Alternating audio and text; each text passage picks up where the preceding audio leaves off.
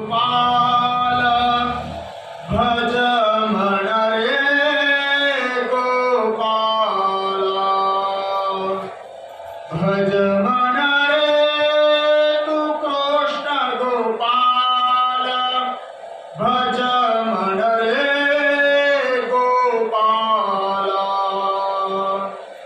गोपाल नंदलाला गोपाल नंदलाला नंदलाला गोपाल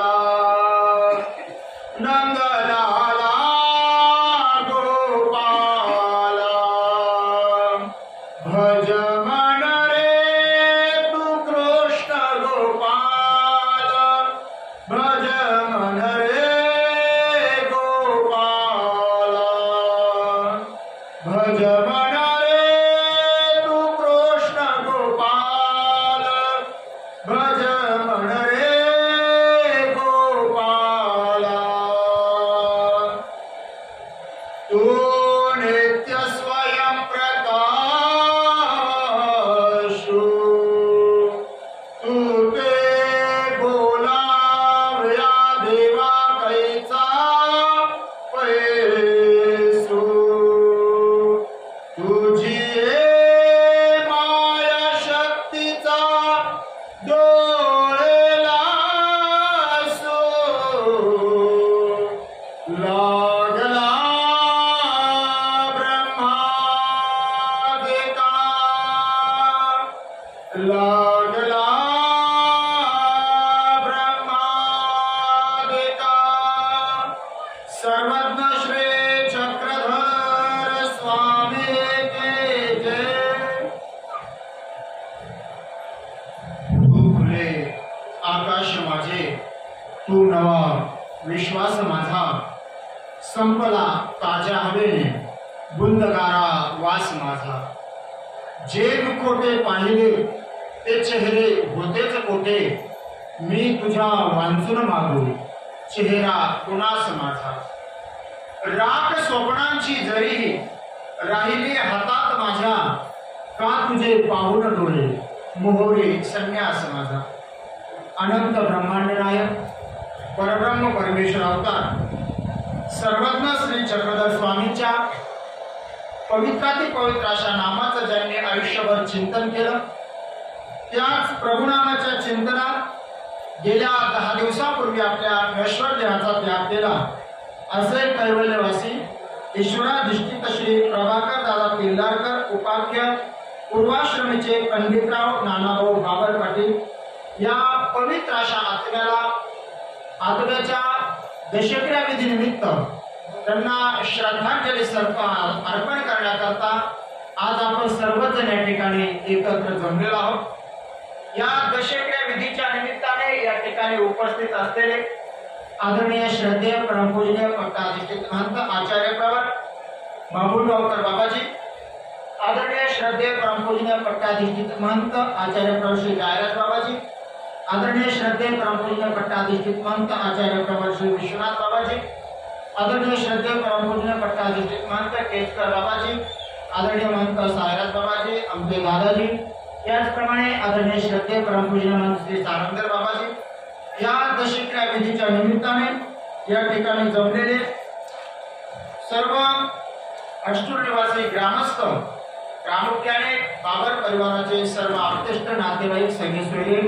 या बाबर परिवारावर प्रेम करणारे सर्वच मित्र परिवार आणि शुभकामना असणारा बाबर परिवार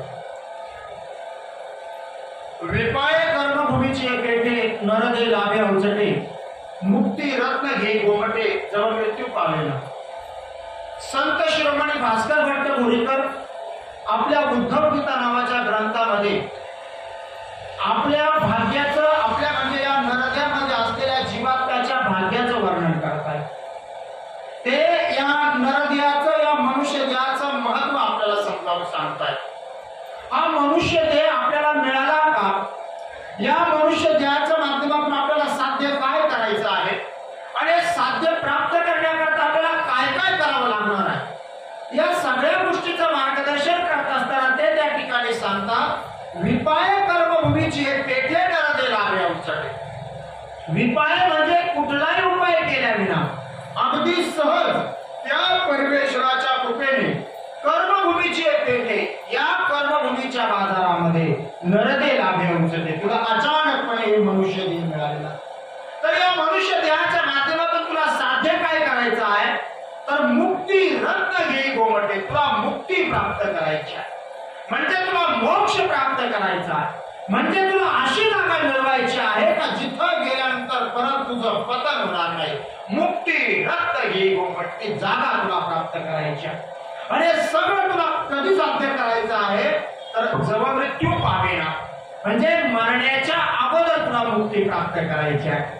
आता हे कसं काय शक्य आहे? कारण आपल्याला स्वर्ग मिळायचा, नरक मिळायचा, पाताळ मिळायचा, कैलास मिळायचा, वैकुंठ मिळायचा, मोक्ष मिळायचा. काय मिळायचं ते मिळेल, पण केव्हा मिळेल, तर मेल्यानंतर. कारण मरण्याच्या अगोदर या सगळ्या गोष्टी नाही साध्य होणार. हे सगळं आपण म्हणतो ना, स्वर्ग पाहायचं असेल तर मरावं लागतं, अशी बोली भाषा आहे. म्हणजे याचे काय आपल्याला प्राप्त करायचं आहे ते मिळणार आहे, ते मेल्यानंतर मिळणार आहे. पण इथं हे काय सांगताय की तुला मुक्ती मिळवायची आहे, मोक्ष प्राप्त करायचा आहे, पण केव्हा, तर जेव्हा मृत्यू पावेना, मरण्याच्या अगोदर तुला मुक्ती प्राप्त करायची आहे.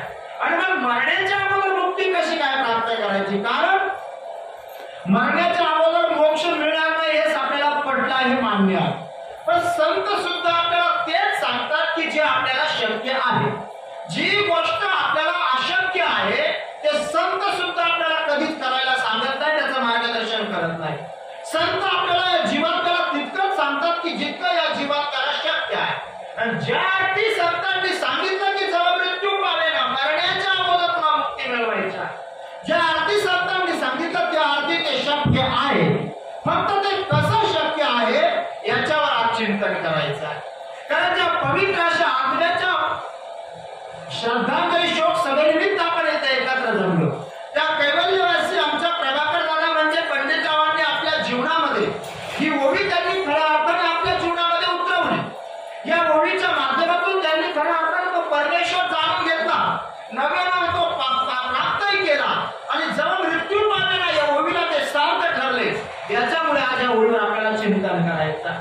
कारण मुळात ते मनुष्य देह जे आपल्याला मिळालेला आहे, हा नरदेह जो आपल्याला मिळालेला आहे, हा काही इतका सहजासहजी तर नक्कीच मिळाला नाही. भास्कर भट्टांनी आपल्या भाग्याचं वर्णन केलं का फक्त मनुष्य देह मिळाला म्हणून तू भाग्यवान आहे का? तर मनुष्य देह मिळालं हे तुझं भाग्य आहे, निश्चित भाग्य आहे. पण फक्त मनुष्य देह मिळाला म्हणून तू भाग्यवान ठरत नाही. तर हे मनुष्य देह तुला या कर्मभूमीमध्ये मिळालं म्हणून तू खऱ्या अर्थाने भाग्यवान आहे. का? कारण या सृष्टीचे दोन विभाग आहेत. एक आहे भोगभूमी, दुसरा आहे कर्मभूमी.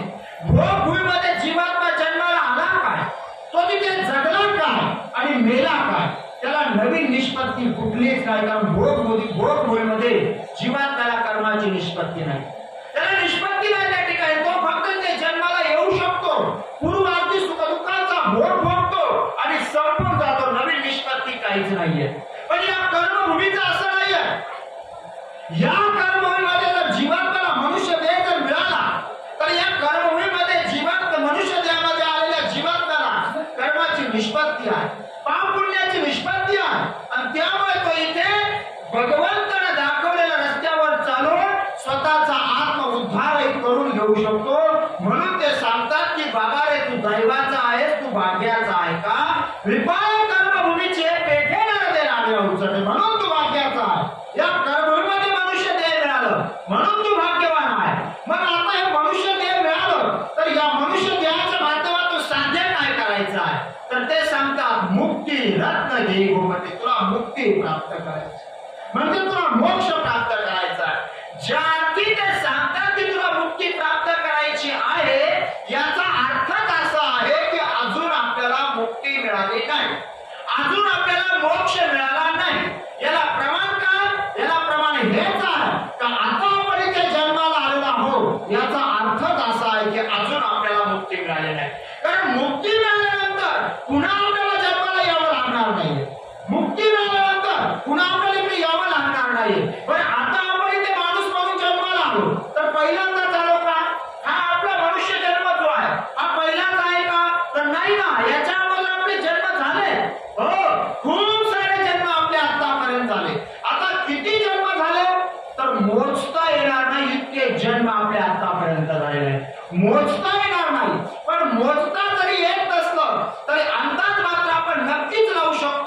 की आतापर्यंत माझे जन्म किती झाले असतील, मोजता येत नाही पण अंदाज लावू शकतो. बघा अगदी थोडक्यात सांगतो मी, अंदाज लावा की आतापर्यंत आपले जन्म किती झाले असतील. जास्त पाठीमागे जाणार नाही, एका सृष्टीपुरतं सांगतो की परब्रह्म परमेश्वराने या सृष्टीची रचना केली. सृष्टीची रचना करताना सर्वात प्रथम कृतयुगाची रचना केली. त्या कृतयुगाची मर्यादा होती 32 लाख वर्षाची आणि त्या कृतयुगामध्ये या मनुष्य देहाला आयुष्य भगवंताने दिलं होतं 1 लाख वर्षाचं.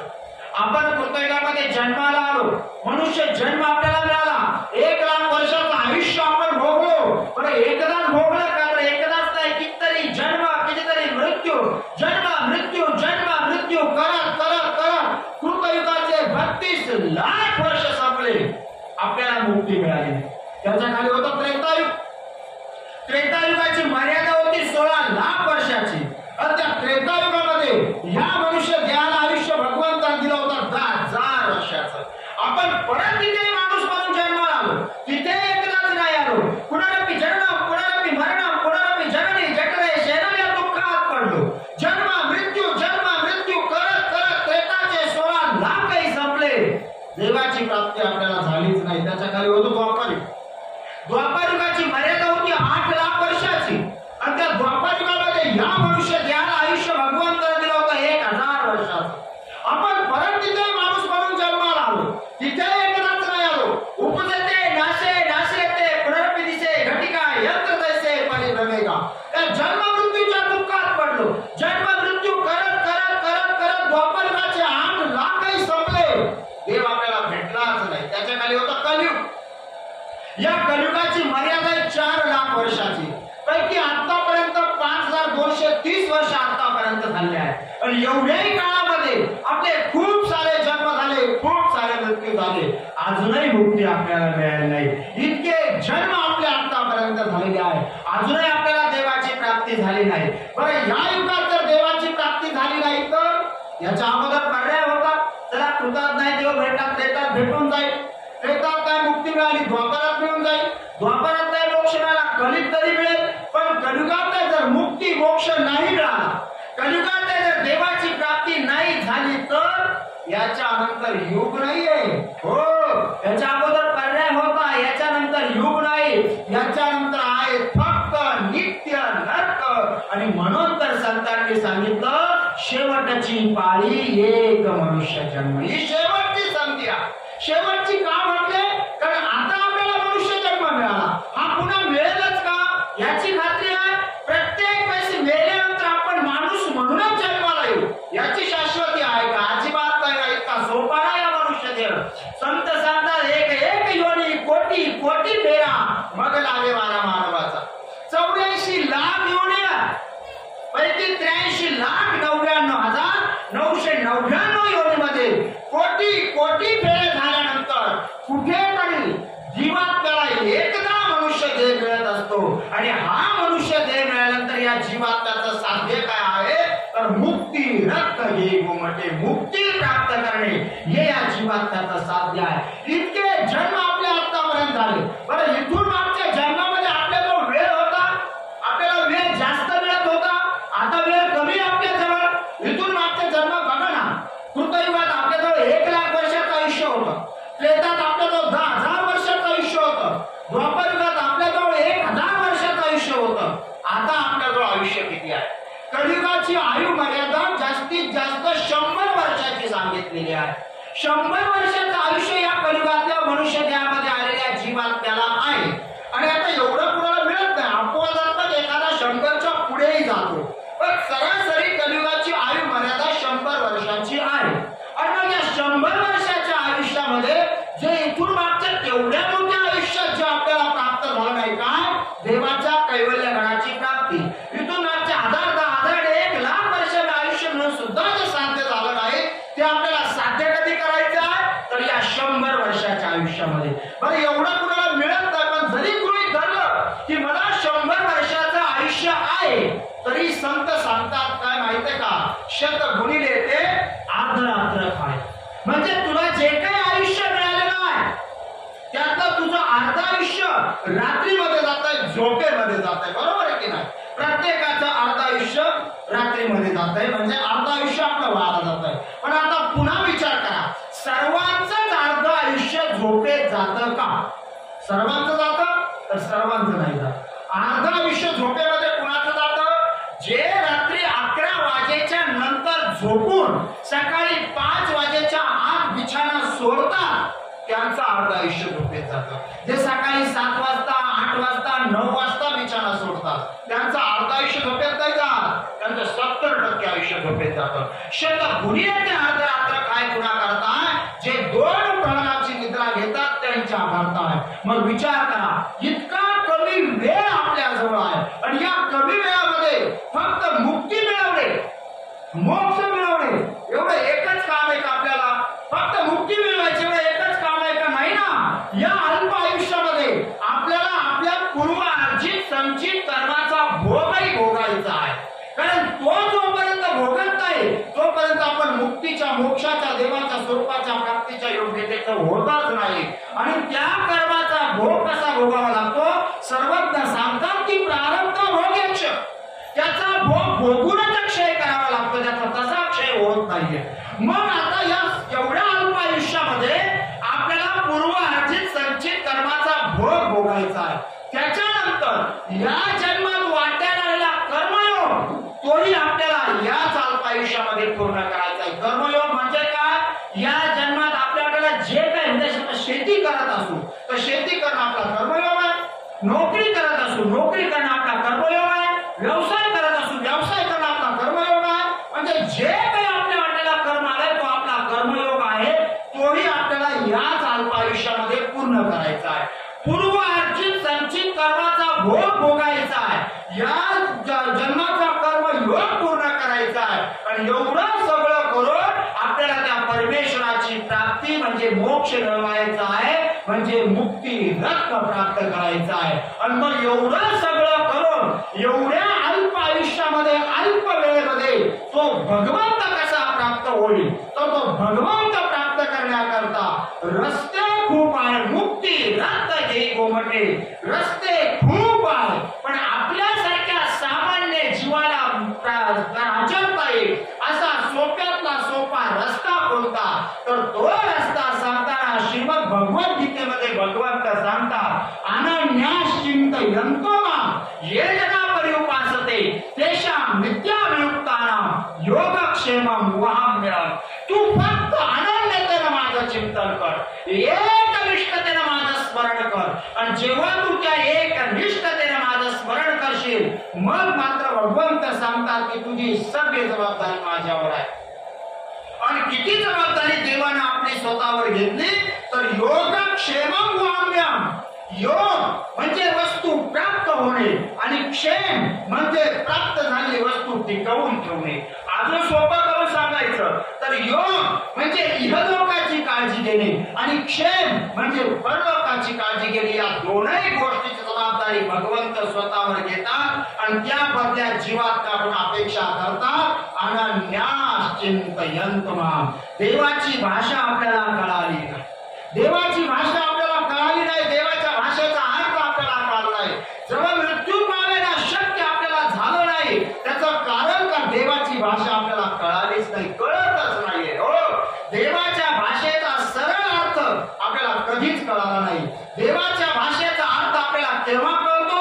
जेव्हा संत देवाची भाषा आपल्याला आपल्या भाषेमध्ये समजावून सांगतात तेव्हा देवाच्या भाषेचा अर्थ कळतो. सरळ देवाची भाषा आपल्याला कधीच कळत नाही. तुम्हाला उदाहरण देतो.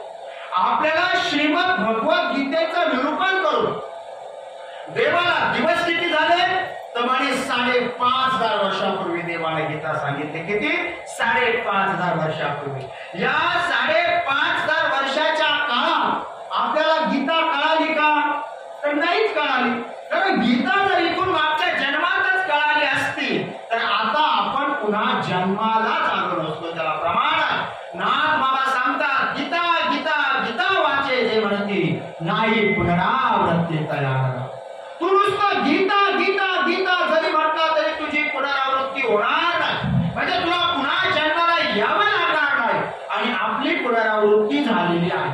आपण जन्माला आलेलो आहोत याचा अर्थच असा आहे गीतेमध्ये देवाला नेमकं काय म्हणायचं हे आपल्याला केव्हा कळालं, जेव्हा संत श्रेष्ठ ज्ञानोबा माऊलीने संस्कृत मध्ये असणारी श्रीमद भगवत गीता मराठीमध्ये आणली, प्राकृत मध्ये आणली, ज्याला आपण ज्ञानेश्वरी म्हणतो, तेव्हा आपल्याला कळालं गीतेमध्ये देवाला नेमकं काय म्हणायचं होतं.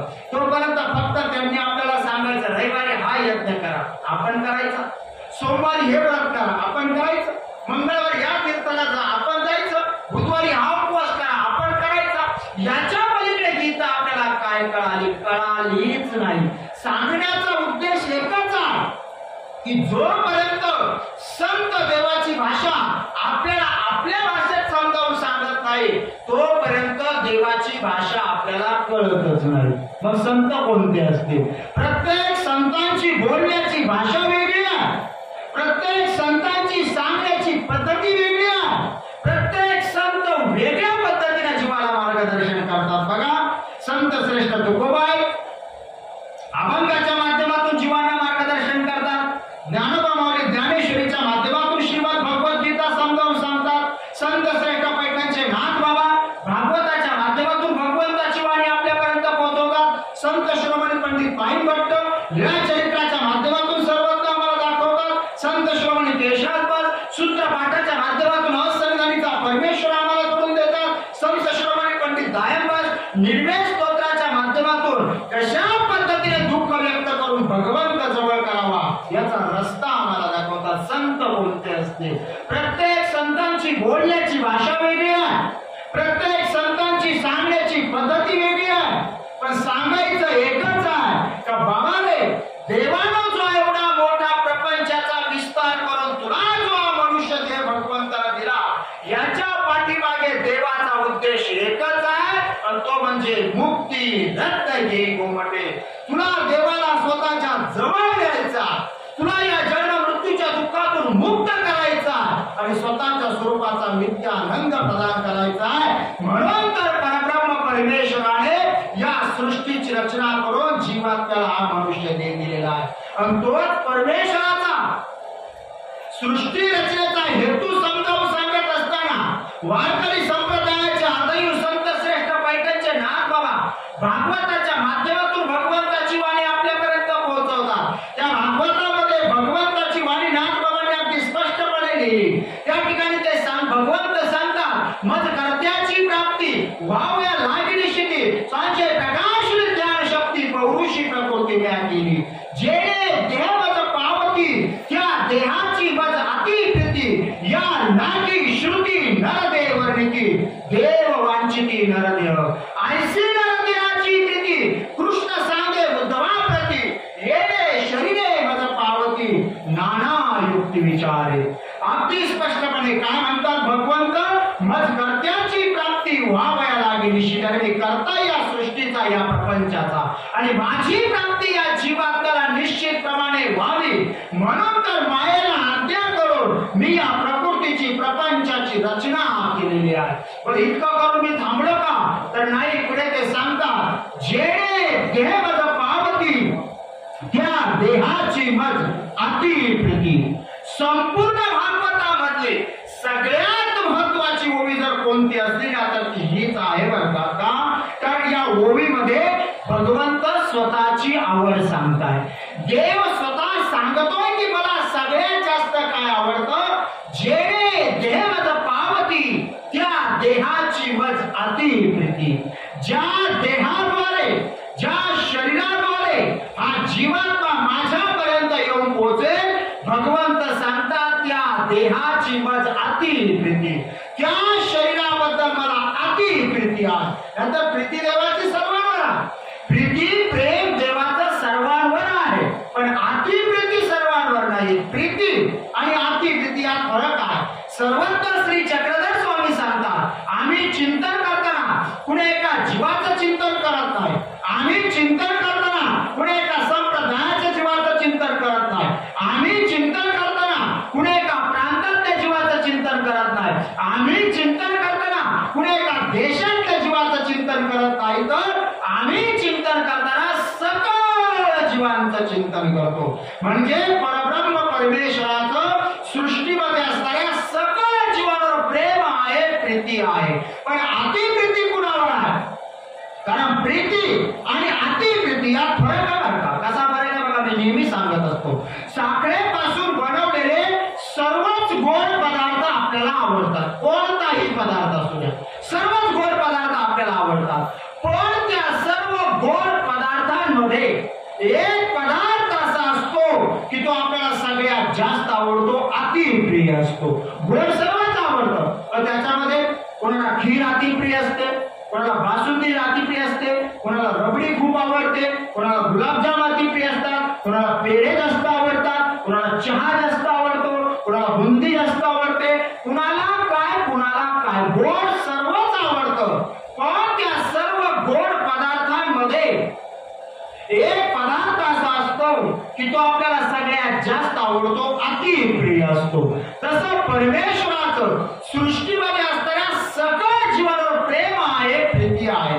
पण अतिप्रीती कुणावर आहे? तर जेणे देह मज पावती त्या देहाची मज अतिप्रीती. ज्या देहाद्वारे, ज्या शरीराद्वारे हा जीवात्मा माझ्यापर्यंत येऊन पोहोचेल, भगवंत सांगतात त्या देहाची मला अतिप्रीती, त्या शरीराबद्दल मला अतिप्रीती आहे. मग असं कोणतं शरीर का ज्याच्याबद्दल भगवंताला अतिप्रीती आहे? तर पुढे ते सांगतात, या लागी श्रुती नरदे वर्णिती.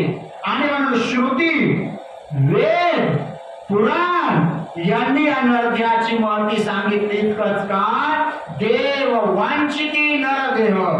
ज्या देवी देवतांची भक्ती करून आपण आपला अनमोल नरदेवाला घालवतो, त्या देवता सुद्धा अशी अपेक्षा करतात, हा नरदेह आम्हाला प्राप्त व्हावा. देव वांछिती नरदेह. संत श्रेष्ठ तुकोबा सांगतात, स्वर्गीच्या अमरचितात देवा, मृत्यू लोकी व्हावा जन्म आम्हा. स्वर्गातल्या अमर अशा ज्या देवता आहेत, ज्या आपल्यापेक्षा, या जीवात्म्यापेक्षा खूप ताकदवान आहेत, खूप सामर्थ्यवान आहेत, खूप मोठ्या आहेत, निव्वळ सुखामध्ये आहे. त्या स्वर्गामध्ये दुःखाचा लवलेश नाही, निव्वळ सुख आहे. अशा सुखात असणाऱ्या देवता या दुःखरूपी नरदेहाची अपेक्षा का करतात? या नरदेहामध्ये तर सुख कमी आणि दुःख जास्त आहे. तिथं तर निव्वळ सुख आहे, तरी त्या देवता या दुःखरूपी नरदेहाची अपेक्षा करतात. कारण देवतांना माहित आहे, आपण जरी ताकदवान असलो, आपण जरी सामर्थ्यवान असलो, तरी आपण त्या परमेश्वराचं स्वरूप पाहू शकत नाही, त्याचं स्वरूप प्राप्तही करू शकत नाही. त्या परमेश्वराचं स्वरूप जर पाहायचं असेल, त्याचं स्वरूप जर प्राप्त करायचं असेल, तर जीवात्म्याला सगळ्यात गरजेचा आहे मनुष्य देह. या मनुष्य देहाशिवाय जीवात्मा भगवंतापर्यंत पोहोचू शकत नाही. म्हणून त्या देवी देवतांना अशी अपेक्षा आहे, हा मनुष्य देह आम्हाला प्राप्त व्हावा, मग आम्ही त्या परमेश्वराची भक्ती करू आणि तो परमेश्वर प्राप्त करू. पण देवतांना तो अधिकार भगवंताला दिलेला नाही, तो अधिकार फक्त नरदेहामध्ये आलेल्या जीवात्म्यालाच दिलेला आहे. आणि असं देवी देवतांना दुर्लभ असणारा मनुष्य देह आपल्याला मिळालेला आहे. तर या नरदेहाच्या माध्यमातून आपल्याला काय साध्य करायचं आहे? तर ऐसे नरदेहाची प्रीती कृष्ण सांगे उद्धवाप्रती, येणे शरीरे मज पावती नाना युक्ती विचारे. हे जे शरीर तुला लाभलेलं आहे, या शरीराच्या माध्यमातून तू माझ्यापर्यंत येऊन पोहोचण्याचा प्रयत्न कर. मुक्ती रत्न घे गोमटे. हा जो शरीर देवाने आपल्याला दिलेला आहे, या शरीराच्या माध्यमातून आपलं साध्य, अंतिम साध्य एकच आहे, मज कर्त्याची प्राप्ती. मुक्ती रत्न घे गोमटे. म्हणजे या जीवात्म्याचं साध्य काय आहे? तर भगवंताचा कैवल्यगड हे या जीवात्म्याचं साध्य आहे. तिथं जाण्याकरता साधन कोणतं? कारण एका जागेवरून दुसऱ्या जागेवर जाण्याकरता एक साधन. साधनाशिवाय आपण पुढे आपलं साध्य गाठवू शकत नाही. मग साध्य तर भगवंताचा कैवल्यगड आहे, तर साधन कोणतं? तर मनुष्य देह हे साधन आहे. हा जे शरीर जे आहे हे साधन आहे, भगवंताचा कैवल्यगड हे साध्य आहे. मग जाण्याचा रस्ता कोणता? कारण रस्ताही माहित पाहिजे. साध्य कळालं, साधन कळालं, पण जाण्याचा रस्ता कोणता? तर तो रस्ता सांगत असताना भगवंताने गीतेमध्ये सांगितलं, रस्ते खूप आहे पण सोपा रस्ता सांगितला. अनन्यास चिंतयन्तो मां. देवाची भाषा आपल्याला कळायला नाही. तीच देवाची भाषा मराठीत सांगत असताना ज्ञानेश्वरीच्या 9व्या अध्यायाच्या 228व्या क्रमांकाच्या ओळीमध्ये भगवंत सांगतात, जोमज होय अनन्य शरण त्याचे निवारिगामी जन्म मरण या लागी शरणांगता शरण्य मेची एकू. अगदी सोपा रस्ता सांगितला काय? जोमज होय अनन्य शरण त्याचे निवारिगामी जन्म मरण. तुझ्याकडून काहीच होत नाही ना, तू आता काहीच करू नको. दान होत नाही, करू नको. पुण्य होत नाही, करू नको. कर्म होत नाही, तेही करू नको. अरे पण तू हे करू शकतो ना. तुझा भाव जो आहे, तुझी भक्ती जी आहे, तुझी श्रद्धा जी आहे, ती माझ्या श्रीचरणावर एक निष्ठ ठेव. आणि जेव्हा तू त्या एक निष्ठतेने मला शरण येशील, मग मात्र भगवंत सांगतात त्याचे निवारिगामी जन्म मरण. त्या जीवाला या जन्म मरणाच्या दुःखातून मी कायमचा मुक्त करतो. मग अनन्यतेने भगवंताला शरण जायचं आहे. अनन्य भक्ती परमेश्वराची करायची आहे. म्हणजे नेमकी कशी भक्ती करायची आहे? अनन्य भक्ती म्हणजे भक्ती करण्याची वेगळी अशी पद्धत आहे का? अनन्य भक्ती म्हणजे भक्ती करण्याचा कठीण असा प्रकार आहे का? अवघड अशी पद्धती आहे का? कारण आपल्याला नवविध भक्ती सांगितल्या. मग अनन्य भक्ती म्हणजे त्याच्यापेक्षा वेगळं काय आहे का? तर नाही ना. त्या देवाकडे जाण्याचा अगदी साधा, सरळ, सोपा आणि शक्य असणारा रस्ता कोणता असला तर तो आहे अनन्यता. काहीच करावं लागत नाही या मार्गावर चालताना. काहीच करण्याची गरज नाहीये. फक्त निष्ठा पक्की ठेवण्याची गरज आहे. दान पुण्य नाही केलं पण निष्ठा जर त्या भगवंतावर पक्की असली, श्रद्धा जर एक निष्ठ असली, तर भगवंत सांगतात त्या जीवात्म्याला मी वायाला जाऊ देत नाही. अनन्यता म्हणजे नेमकं आहे का? अनन्यता शब्दाचा साधा सरळ अर्थ असा आहे. अनन्यता म्हणजे सुख असो, दुःख असो, लाभ असो, नुकसान असो, फायदा असो, तोटा असो, काही घेणं असो, काही घेणं असो, काही सांगणं असो, काही मागणं असो, जे काही करायचं आहे ते एका भगवंताच्या श्रीचरणावर करणे याला म्हणतात अनन्यता. जी अनन्यता होती आमच्या कैवल्यवासी प्रभाकर दादा उर्फ पंडित बाबांकडे. एवढं सगळं सांगण्याचं कारण असं आहे का जेव्हा मृत्यू पावेला मरण्याच्या अगोदर मुक्ती प्राप्त करणं कसं शक्य आहे, तर ते कसं शक्य आहे हे बाबांनी आपल्याला आपल्या जीवनामध्ये दाखवून दिलं. कारण त्यांनी तर त्यांचं सर्वस्व त्या परमेश्वराला नंतर समर्पितच केलं, अनुसरण घेतलं. पण त्याच्या अगोदर त्यांनी प्रपंच केला. आणि तो प्रपंच करत असताना जेवढी सुख दुःख तुमच्या वाटेला येतात, सगळी सुख दुःख त्यांच्या वाट्याला आली. सगळी सुख दुःख आली. अगदी गरिबीतली गरिबी बघितली, तशी श्रीमंतीतली श्रीमंती बघितली. सुखात सुख बघितलं, तसं दुःखात दुःख बघितलं. पण कधी कुठल्या सुखाच्या अपेक्षेनं, कधी कुठल्या मोहाला बळी पडून, कधी कुठल्या दुःखाला घाबरून त्यांनी त्यांचं मस्तक परमेश्वराचे श्रीचरण सोडून दुसरं कुठंच टेकवलं नाही. ही आहे अनन्यता जी त्या भगवंताला अपेक्षित आहे. आणि या अनन्यतेने जो जीवात्मा त्या भगवंताला शरण जातो, भगवंत सांगतात त्याचे निवारिगामी जन्म मरण. त्या जीवात्म्याला मी जन्म मरणाच्या दुःखातून मुक्त करतो. म्हणजे मुक्ती रत्न हे गोमटे ती मुक्ती मी त्याला प्राप्त करून देतो. आमच्या कैवल्यवासी प्रभाकर दादांनी आपल्या जीवनामध्ये ही निष्ठा जपली, ही श्रद्धा जपली. कारण प्रपंचामध्ये थोडं जरी दुःख आलं, थोडं जरी संकट आलं, तरी आपला कधी कधी देवावरचा विश्वास कमी होतो आणि नको त्या गोष्टीच्या आहारी आपण जातो. कधी कधी परमेश्वरावरचा विश्वास आपला कमी होतो आणि आपण कर्मकांडाच्या आहारी जातो. देवावर आपला विश्वास, दुःखाला घाबरतो आपण, कुठे तंत्र मंत्राच्या अधीन जातो. आणि हे सगळं केलं जर एकदा आपण त्या परमेश्वराचे श्रीचरण सोडून हे मस्तक जर नको त्या ठिकाणी टेकवलं, तर मग मात्र त्या जीवात्म्याला परमेश्वर कधीच जवळ घेत नाही. कारण बाकी कुठल्या विधीमध्ये कमतरता झाली, देवाला खंत येणार नाही. एखादा विधी नाही झाला, परमेश्वर रागवणार नाही. पण कुठल्या सुखाच्या अपेक्षेला आपण हे मस्तक जर नको त्या ठिकाणी टेकवायला लागलो, तर या दोषाला मात्र परमेश्वर कधीच क्षमा करत नाही. कारण जसा संसारामध्ये पतिव्रता धर्म गरजेचा आहे प्रपंचामध्ये, तसंच परमार्थामध्ये सुद्धा पतिव्रता धर्म गरजेचा आहे. हो, परमार्थामध्ये सुद्धा पतिव्रता धर्म गरजेचा आहे. जसं संसारात आपण त्या एका पतीला आपण आपलं सर्वस्व समर्पित करून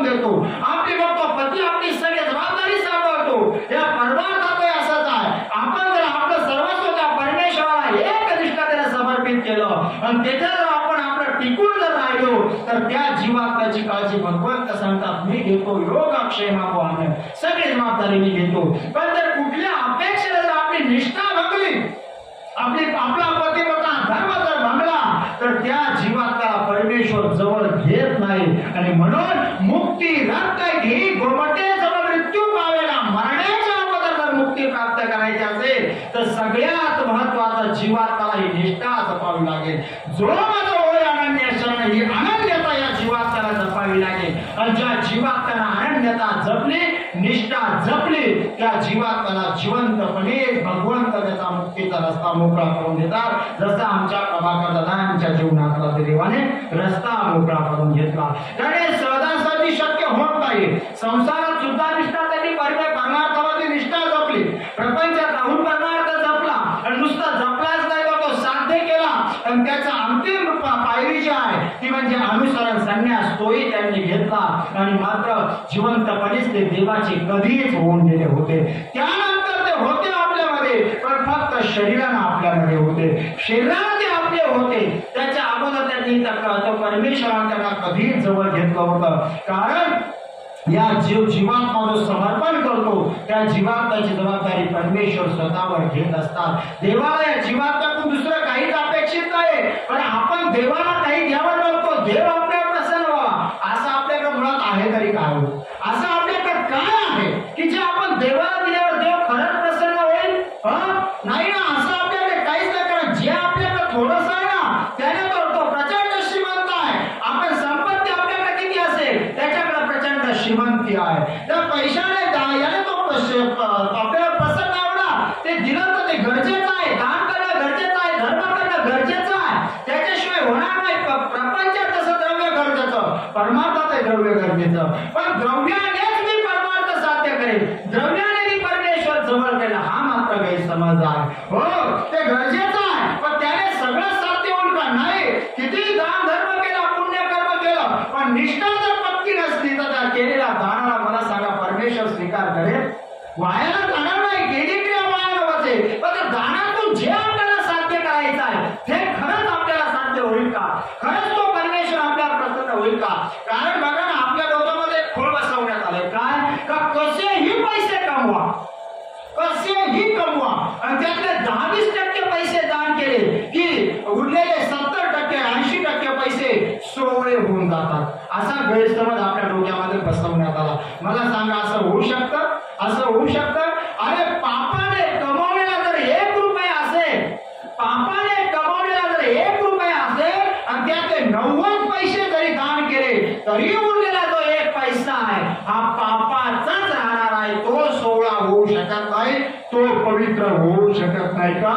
कारण संपत्तीला भगवंत कधीच प्रसन्न होणार नाही. आपली संपत्ती किती आहे? आपली संपत्ती आकड्यामध्ये मोजता येते. हो आपली संपत्ती आकड्यामध्ये मोजता येते. तो तर प्रचंड श्रीमंत आहे असं सांगतात की या झाडाच्या पानावर त्याची सत्ता इतका तो श्रीमंत आहे. त्याने तो प्रसन्न होणार नाही. मग तो भगवंत नेमका कशाने साध्य होईल? तर संत सांगतात जप तप साधना लागत नाही, धन दौलत ही नकोच काही, आसनी शयने आठवत याला, बसुने मठ मंदिरी तयाला, भक्तीने वश करी प्रभूला, भक्तीने वश करी. तो आपल्याला प्राप्त कशाने होणार आहे? तर फक्त भक्तीनेच होणार आहे. फक्त ती भक्ती कशी असावी?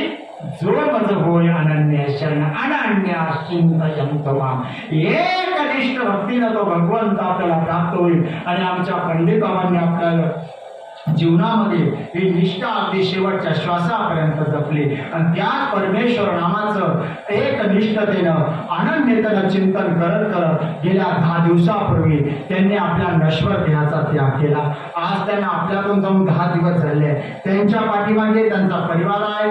प्रामुख्याने त्यांची मुलं आहेत. तर त्यांची 2 मुलं 3 मुले आहेत. त्याच्यात प्रामुख्याने श्री भानुदासजी पंडितराव बाबर, श्री ज्ञानोबाजी पंडितराव बाबर, त्यांच्या मुली आहेत, त्यांच्या सुना, जावई, नातू पंतू भरल्या गोकुळासारखा हा परिवार, आणि या परिवारातून गेल्या 10 दिवसापूर्वी अचानकपणे बाबांनी एक्झिट घेतली.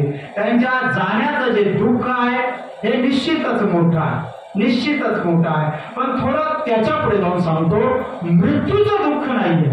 हो, मृत्यूचं दुःख नाही, कारण मृत्यूला आम्ही लोक तरी दुःख मानतच नाही. कारण कसं मृत्यू म्हणजे आहे काय, मिळाला तर मोक्ष, नाहीतर वासांसी जीर्णानि यथा व्याय नवानि गृहाति नरोपराणि तथा शरीरानि विहाय जीर्णात् नन्यानि सह्याति नवानि. ते मृत्यूचं दुःख नाही. का, कारण मृत्यू म्हणजे आहे काय, मिळाले तर मुक्ती, नाही तर उपजते नाशे नाशिले पुनरपि दिसे घटिका यंत्र दैसे परिभ्रमेगा. मृत्यूचं दुःख नाही. का, कारण मृत्यू हा मुक्तीचा शुभारंभ असतो. हो, मुक्तीकडे जाणारी पहिली पायरी म्हणजेच मृत्यू आहे. कारण जोपर्यंत मृत्यू होत आहे म्हणजे जीवात्मा शरीरातून बाहेर पडत नाही, तोपर्यंत हा जीवात्मा मुक्तीला जाऊ शकत नाही. आणि हा जीवात्मा इतका पवित्र होता, इतका स्वच्छ होता, इतका निर्मळ होता की या जीवात्म्याला भगवंत आपली मुक्ती देणारच आहे, यात कुठलीही शंका नाही. आणि म्हणून बाबांच्या मृत्यूचं दुःख नाही, म्हणून दादांच्या मृत्यूचं दुःख नाही, कारण तो जीवात्मा मुक्तीला गेलेला आहे. आणि मुक्तीला जाणाऱ्या जीवात्म्याचं दुःख नसतं, कारण ज्या मूळ हेतूने भगवंताने सृष्टीची रचना करून हा नरदे दिला, त्या हेतूला बाबा साध्य ठरलेले आहे, त्या देवाच्या स्वरूपापर्यंत बाबा जाणार आहे, त्यामुळे त्यांच्या मृत्यूचं दुःख नाही. हा, बाबर परिवाराला दुःख आहे, पण कशाचं, कैवल्यवासी प्रभाकर दादांच्या मृत्यूचं दुःख नाहीये, ते करायचंही नाही, ते करायचंही नाहीये. प्रभाकर दादांच्या मृत्यूचं दुःख नाही. हा, बाबर परिवाराला दुःख आहे. दुःख कोणतं आहे, दुःख एकच आहे, आणि ते म्हणजे त्यांच्या जीवनातला, त्यांच्या घरातला एक बाप त्यांच्या जीवनातून वजा झाला, हे दुःख त्यांना आहे. आणि ते आयुष्यभर राहणार आहे, ते आयुष्यभर राहणार आहे. कारण या जगामध्ये दोनच दुःख अशी आहे का ज्या दुःखाचं सांत्वन व्हावं असा शब्द विश्व शब्दकोशामध्ये सुद्धा अजून तयार झाला नाही. दोनच दुःख बरं का, कोणतं, आई जाण्याचं दुःख आणि बाप जाण्याचं दुःख. बाकी जगात सगळ्या दुःखाला उपाय, सगळ्या दुःखाला पर्याय. आपण 21व्या शतकात जगणारी माणसं आहे, विज्ञानाच्या युगात जगणारी आपण माणसं आहे. आज आपल्याला अशक्य असं काय आहे का, काहीच नाही ना. आपल्याला जे हवं आहे ते आपण प्राप्त करू शकतो, जे मिळवायचं आहे ते मिळू शकतो, काहीच अशक्य नाही. बघा ना, आता जर वाटलं यावर्षी उन्हाळा खूप आहे, गरमी खूप आहे, आणि उष्णता कमी करण्याकरता मला महाबळेश्वर सारखी थंड हवा हवी आहे, तेवढी थंड हवा देण्याकरता आपल्याला महाबळेश्वरला जाण्याची गरज नाही राहिली. घरात गेलो, एसीचा बटन चालू केला, घरात थंड हवा आपण निर्माण करू शकतो. अशक्य नाही आपल्याला. आता आपल्याला वाटतं यावर्षी थंडी खूप आहे, हिवाळा खूप आहे, आणि थंडी कमी करण्याकरता मला राजस्थानच्या वाळवंटासारखी उष्णता हवी आहे, तेवढी उष्णता घेण्याकरता राजस्थानच्या वाळवंटात जाण्याची गरज नाही राहिली आपल्याला. घरात गेलो, रूम हीटर चालू केला, घरात राजस्थानची उष्णता आपण निर्माण करू शकतो. अशक्य नाही आपल्याला. आपल्याला बर्फ खावासा वाटला, बर्फ खाण्याकरता हिमालयात जाण्याची गरज राहिली नाही आपल्याला. घरात गेलो, फ्रीज उघडला, घरात हिमालय तयार केला, आपण घरात बर्फ तयार केला. अशक्य नाही, काहीच अशक्य नाही. अहो, आपला एखादा नातेवाईक परदेशात आहे आणि त्याच्याशी आपल्याला समोरासमोर बोलणं गरजेचं आहे, तर समोरासमोर बोलण्याकरता 7 समुद्र ओलांडून पलीकडे जाण्याची गरज राहिली नाही आपल्याला. 7 समुद्र ओलांडून अलीकडे येण्याची गरज राहिली नाही त्याला. मोबाईल उचलला, व्हिडिओ कॉल केला, तो तिथे, आपण इथे बोलू शकतो ना समोरासमोर. काय अशक्य या जगात आपल्याला, काहीच अशक्य नाही. आपल्याला जे हवं आहे ते आपण मिळू शकतो, जे प्राप्त करायचं आहे ते प्राप्त करू शकतो, सगळं मिळतं. इतकंच काय, मानलेली नाती गोती सुद्धा मिळतात. हो, मानलेला भाऊ मिळेल, मानलेली बहीण मिळेल, मानलेला काका मिळेल, काके मिळेल, मामा मिळेल, मामी मिळेल, मावशी मिळेल, सगळं मिळतं या जगामध्ये. मिळत नाही फक्त आई आणि बाप. हे दोनच जीव अशा आहेत जे एकदा आपल्या जीवनातून वजा झाले म्हणजे झाले, याला परत दुसरा उपाय नाही. या बाबर परिवाराचं दुःख जे आहे ना ते तेवढं एकच आहे की यांच्या जीवनातला बाप वजा झाला. ज्या बापाच्या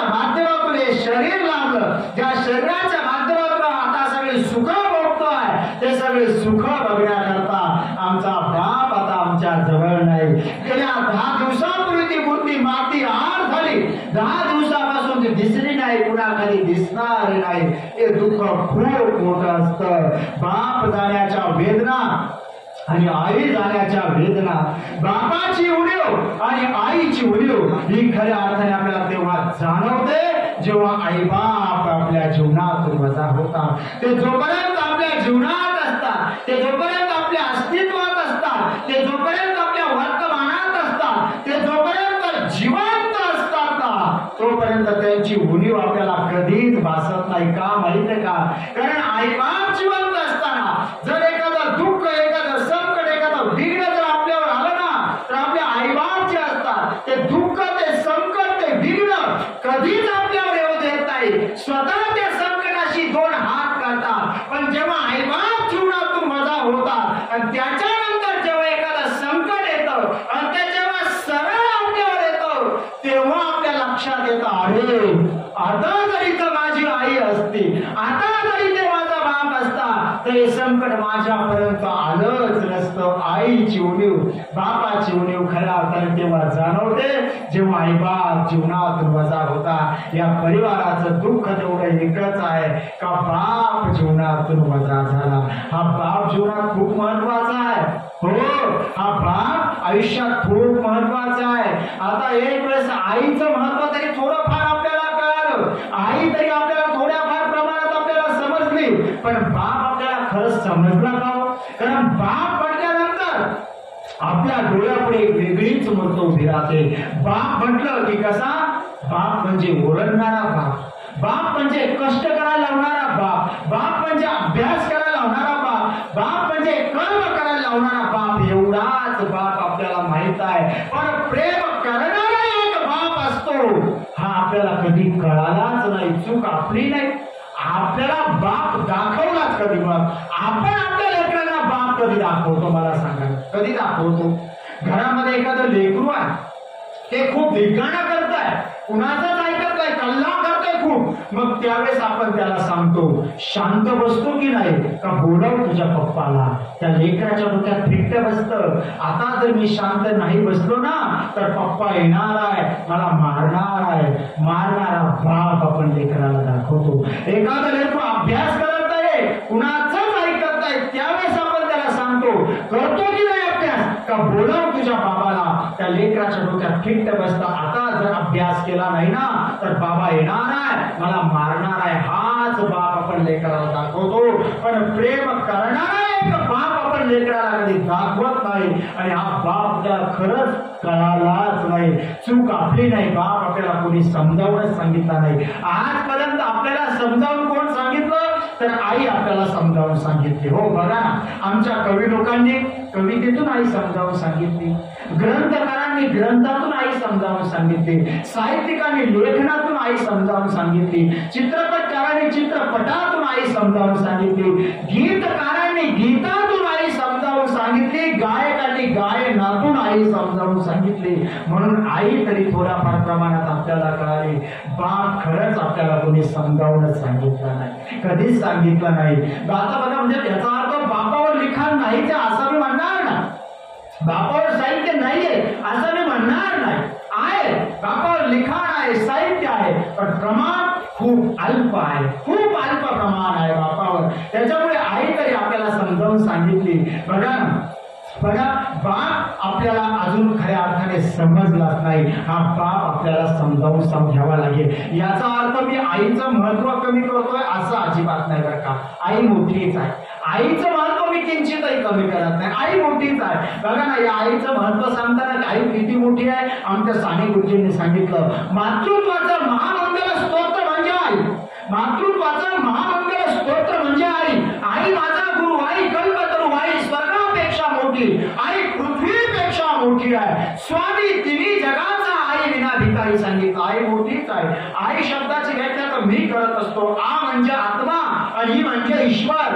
आत्मा आणि ईश्वराचं मिलन जिच्या माध्यमातून होतं ना, तिला आई म्हटलं गेलं. आई मोठीच आहे. आई इतकी मोठी आहे, इतकी मोठी आहे की ज्यावेळेस आमच्या संतांना देवाशी नातं जोडण्याची वेळ आली, त्यावेळेस आमच्या संतांनी सगळ्यात अगोदर देवाशी नातं कोणतं जोडलं तर कृष्ण माझी माता, नंतर कृष्ण माझा पिता. आई मोठीच आहे. आई इतकी मोठी आहे, इतकी मोठी आहे की वेदांत त्यांनी वेदाच्या ऋचा लिहिल्या. ऋचा लिहित असताना वेदांनी पहिलं मंत्र भगवंताला केलं, दुसरं देवी देवतांना केलं आणि वेदाची पहिली ऋचा वेदांनी लिहिली. न मातू परदैवत आई मोठी इतकी मोठी आहे, इतकी मोठी आहे का या आईचं प्रेम सांगण्याचा मोह साक्षात जगण्याच्या भगवंताला आवडला नाही. आईचं प्रेम सांगताना सर्वत्र श्री चक्रधर स्वामी सांगतात की तुमच्यावर नैसर्गिक प्रेम कोणी करणार असेल तर करू शकते फक्त तुमची आई. आई खूप मोठी आहे. आईचं महत्व मी किंचितही कमी करत नाही.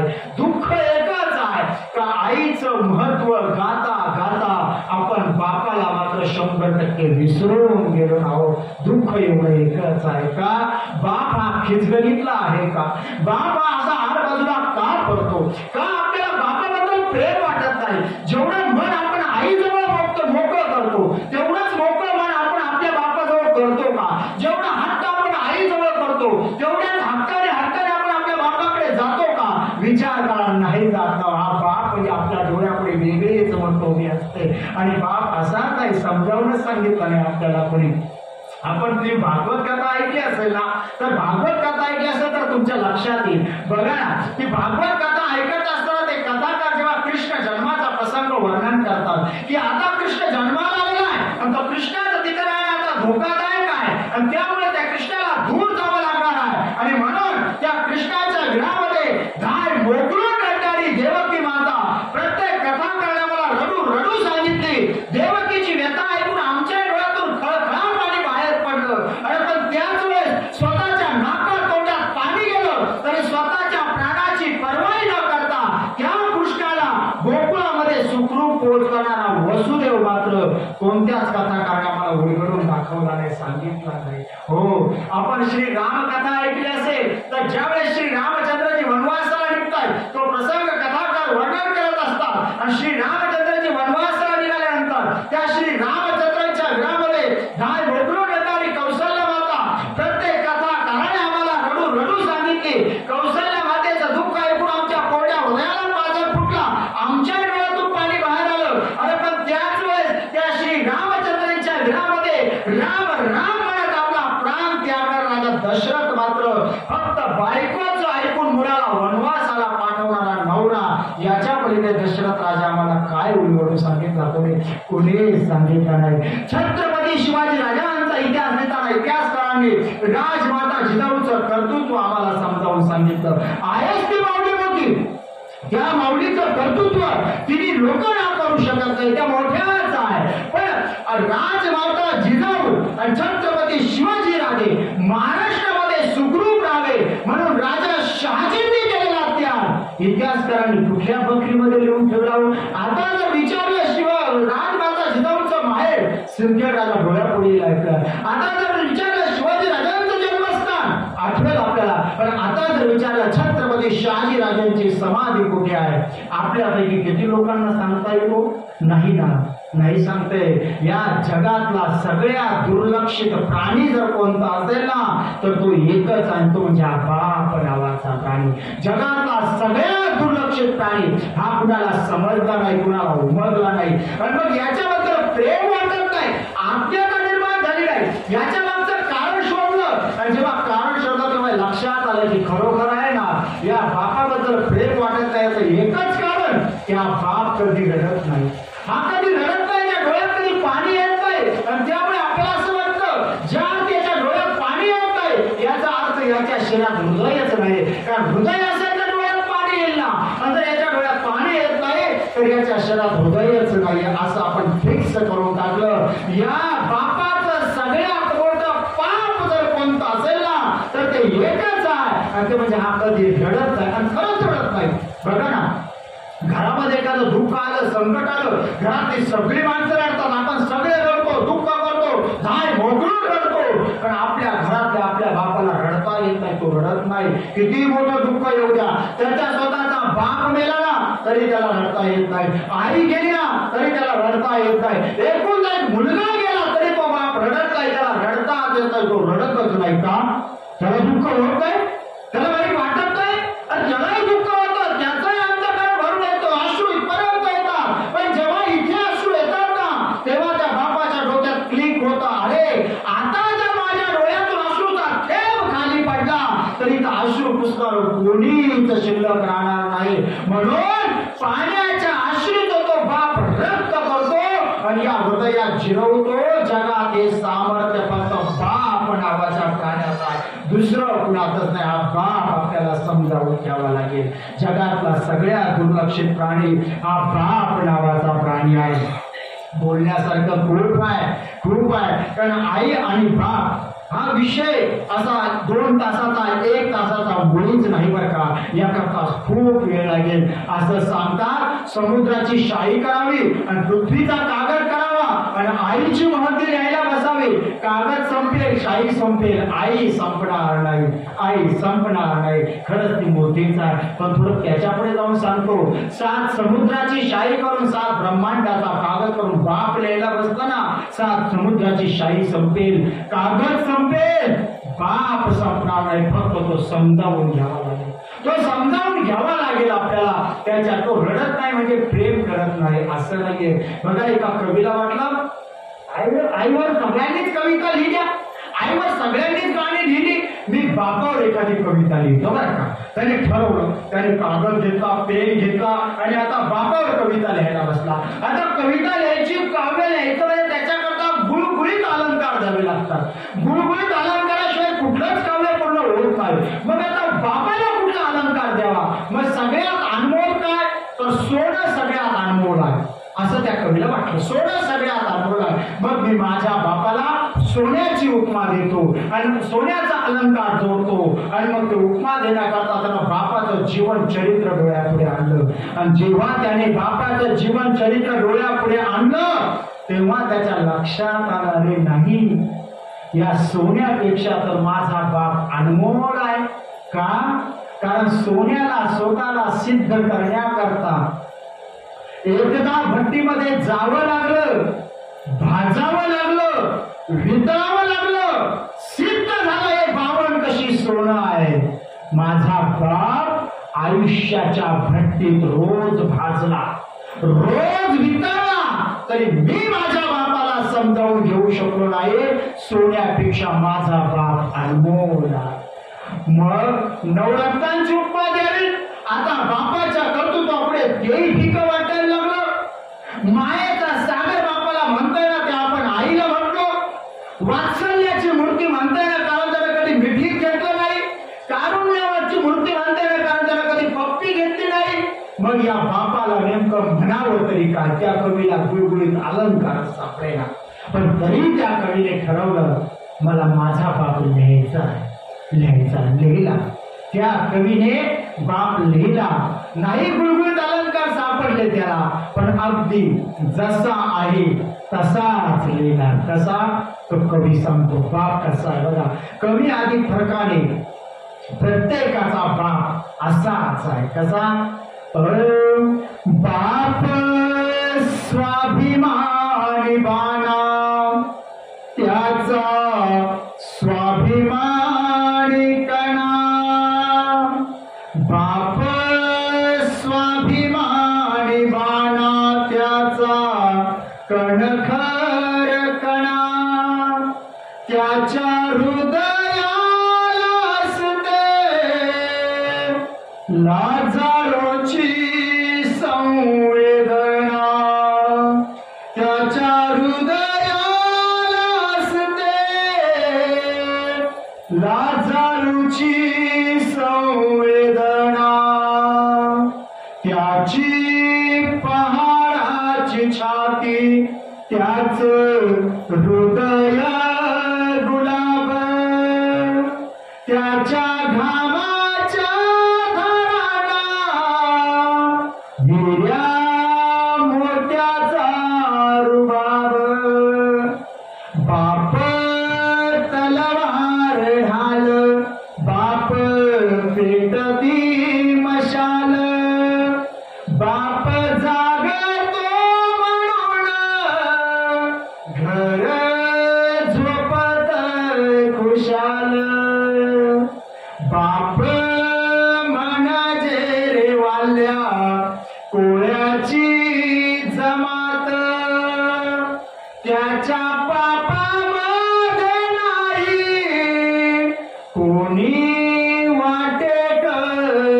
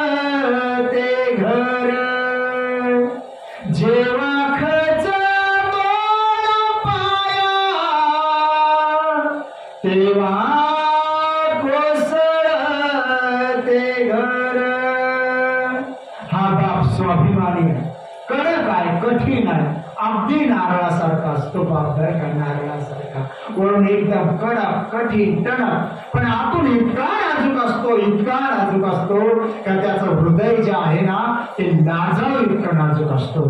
त्या हृदयाला तो कधी कुणाला स्पर्श करू देत नाही. नाहीतर बाप म्हणजे आपल्या करता दुसऱ्यावर घाव घालणारी तलवार म्हणजे आपला बाप आहे. आपल्यावर पटाना घाव झेलणारी ढाल म्हणजे आपला बाप आहे. आपल्यामध्ये ऊर्जा निर्माण करणारी मशाल म्हणजे आपला बाप आहे. हा बाप कसाही असू द्या, निकामी झालेला असू द्या, त्याचं एकही अवयव काम करत असू द्या, असा निकामी झालेला बाप आपल्या बंगल्यापुढे मोडलेल्या खाटेवर नुसता पडलेला जरी असताना तरी त्या घराकडे वाकड्या नजरेनं पाहण्याची कुणाची हिंमत होत नाही का? कारण त्या घरचा कर्ता अजून जिवंत आहे, त्या घरचा बाप अजून जिवंत आहे. त्या घराकडे वाकड्या नजरेनं पाहण्याची कुणाची हिंमत होत नाही. हा बाप खूप मोठा आहे. याची एकच जात सांगितली, याला दुसरी जातच नाही. याची एकच जात कोणती? वाल्ह्या पोळ्याची जात. का? कारण स्वतः करता कधी जगतच नाहीये. जगतो कुणा करता? घरा करता, दारा करता, बायको करता, मुलांकरता, प्रपंचा करता, व्यवहारा करता, नातेवाईकांकरता, यांच्या करता तर जगतो ना. स्वतः करता कधी जगलाच कधी? आबा कधीच जगत नाही. अहो दिवाळीच्या दिवशी सगळ्यांच्या अंगावर नवे नवे कपडे घालणारा बाप आपल्या सगळ्यांच्या अंगावर नवे नवे कपडे घालतो, पण स्वतः मात्र भोकं पडलेलं बनियान स्वतःच्या अंगामध्ये घालत असतो. हा बापाची श्रीमंती बघायची असेल तर तेव्हा बघा. आपल्या सगळ्यांच्या पायामध्ये 500 रुपयाची नवी नवी पायताना घालणारा बाप स्वतः मात्र खिळे ठोकलेली चप्पल स्वतःच्या पायामध्ये घालतो. त्या खिळ्यामध्ये आपल्याला आपलं दारिद्र्य दिसलं पाहिजे. हा बाप किती मोठा आहे, खूप मोठा आहे, खूप मोठा. याचं एकच पाप फक्त याच्यावर प्रेम करण्याच्या आड येतं ते म्हणजे हा कधी रडत नाही आणि म्हणून त्याच्याबद्दल आपल्याला आपुलकी वाटत नाही. नाहीतर हा बाप खूप मोठा आहे. आपण इमारत बघतो, या इमारतचं कन्स्ट्रक्शन किती छान आहे, डिझाईन किती छान आहे, याचे वास्तुशास्त्र किती ॲक्युरेट आहे, हे सगळं आपण बघतो, याचे गुण आपण गातो. पण ही इमारत ज्या पायावर उभी आहे हा पाया आपल्याला कधी दिसत नाही, याची आठवणही कधी येत नाही. हा बाप जो आहे ना या जीवन रूपी घराचा पाया म्हणजे आपला बाप आहे. जोपर्यंत हा स्थिर आहे तोपर्यंत ही इमारत शाबूत आहे. म्हणून ऊन वारा पाऊस दुःख संकट हा सगळे झेलतो, पण तोंडातून ब्रह बाहेर काढत नाही, डोळ्यातून अश्रूचा थेंब बाहेर येऊ देत नाही. हा खूप मोठा आहे, खूप मोठा. फक्त रडत नाही म्हणजे प्रेम करत नाही असं नाही, याला समजावून घ्यावं लागेल. आणि बाप असा रडतच नाही का? कधीच रडत नाही का? रडतो ना, बापही रडतो, पण तुमच्या आमच्यासारखा केव्हाही नाही. आपण केव्हाही रडतो, बाप मात्र आयुष्यातून एकदा रडतो. आणि रडतो म्हणजे रडतो बरं का. कधी? बाप साठवी तो अश्रू वाट पाही त्या क्षणाची, बाप साठवी तो अश्रू वाट पाही त्या क्षणाची, जन्मभराचे रडतो लेक जाताना सासरी, जन्मभराचे रडतो लेक जाताना सासरी. आयुष्यात कधीच न रडलेला बाप, कधीच न रडलेला बाप, पण स्वतःच्या मुलीला लग्नाच्या दिवशी वाट लावताना मात्र रडल्याशिवाय राहिलाच नाही. सासरी पाठवताना रडल्याशिवाय राहिलाच नाही. का? इतर वेळेस तर किती मोठं दुःख आलं, संकट आलं, तो कधी रडला नाही, पण यावेळेस का रडला? कारण या जगातलं सगळ्यात पवित्र प्रेम जर कुठं पाहायचं असेल ना तर एका बापाचं एका मुलीवर आणि एका मुलीचं एका बापावर याच्या इतकं पवित्र प्रेम या जगात कुठेच पाहायला मिळणार नाही. म्हणून त्या दिवशी मात्र तो रडल्याशिवाय राहिलाच नाही. इतर वेळेस तो रडत नाही म्हणजे प्रेम करत नाही असं नाही, तो रडत नाही आपल्या करता रडत नाही, आपल्या करता तो डोळ्यात पाण्याचा थेंब येऊ देत नाही. त्या बापाला समजावून घ्यावं लागेल. एवढ्या बाबतीत खरोखर आमचे प्रभाकर दादा म्हणजे पंडित बाबा खऱ्या अर्थाने भाग्यवान होते. त्यांना जिवंतपणे त्यांना समजावून घेणारा परिवार त्यांना लाभला. त्यांच्या परिवाराने त्यांची अतिशय यथोचित सेवा केली, संसारामध्ये केली. बाबाला जिकडे जावं वाटलं तिकडे जाऊ दिलं, जिकडे नाही जाऊ वाटलं तिकडे आग्रह केला नाही. जे खावं वाटलं ते खाऊ दिलं, जे नाही खायचं ते खाऊ दिलं नाही. जे आग्रह कुठला केला नाही, जबरदस्ती कुठली केली नाही. बाबाला स्थानाला जायचंय जा, एखाद्या कार्यक्रमाला नाही जायचं आग्रह नाही केला.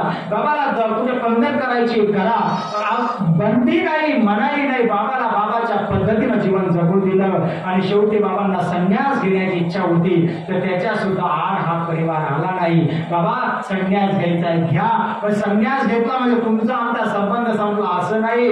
जरी बाबांनी संबंध तोडला पण या परिवाराने बाप जपला, या परिवाराने बाप जपला, कारण यांना बाप कळाला.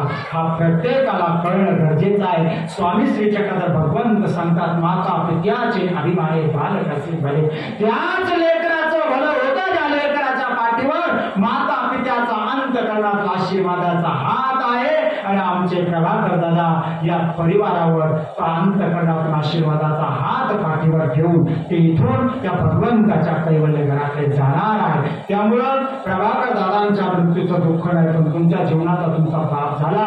त्यांची उणीव तुम्हाला आयुष्यभर असणार. आणि किती मोठे मोठे शब्द सोडले तर त्यांची उणीव कशाने भरून निघणार नाही ही मला खात्री आहे. म्हणून तुम्ही त्यांना विसरून जा असं मी म्हणणार नाही, पण एकच सांगेल का त्यांच्या जाण्याचं दुःख फक्त जास्त करू नका. का?